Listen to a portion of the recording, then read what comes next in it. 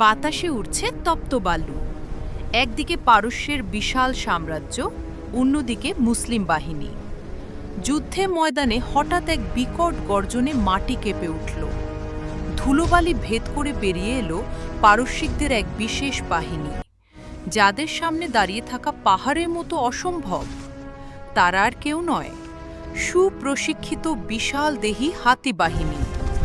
মরুভূমির ঘোড়া আর উটগুলো এই বিশালাকার প্রাণীগুলোকে দেখে ভড়কে গেল। তাদের তাণ্ডবে মুসলিম বাহিনীর ব্যূহ তছনছ হয়ে যাচ্ছিল। বিশেষ করে দুটি হাতি ছিল সব বিপদের মূল। একটি ধবধবে সাদা হাতি আর অন্যটি মিশমিশে কালো হাতি। তাদের পিঠে বসে থাকা পারসিক সৈন্যরা বৃষ্টির মতো তীর ছুড়ছিল। মনে হচ্ছিল আজ বুঝি আর রক্ষা নেই। এই সংকটময় মুহূর্তে সেনাপতি সাদ বিন আবি ওয়াক্কাস রাদিয়াল্লাহু আনহু দুই নির্ভীক বীরকে ডেকে পাঠালেন, কাকা ইবনে আমর এবং আসিম ইবনে আমর। তিনি বীরদের চোখের দিকে তাকিয়ে গম্ভীর কণ্ঠে বললেন, তোমরা যদি এই দুই হাতিকে থামাতে না পারো তবে আমাদের সব চেষ্টা বিফল হবে।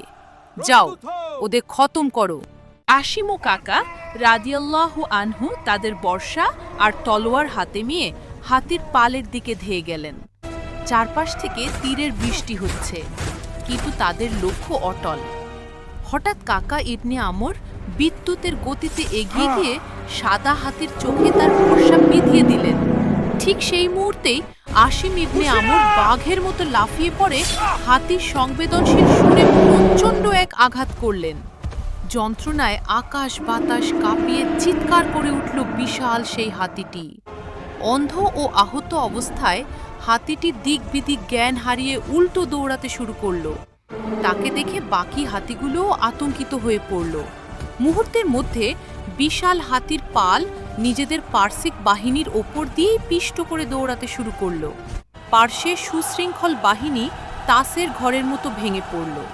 হাজার মাইল দূরে মদিনার ধুলো মাখা রাস্তায় দাঁড়িয়ে বৃদ্ধ খলিফা হযরত ওমর রাদিয়াল্লাহু আনহু আকাশের দিকে তাকিয়ে দোয়া করছিলেন।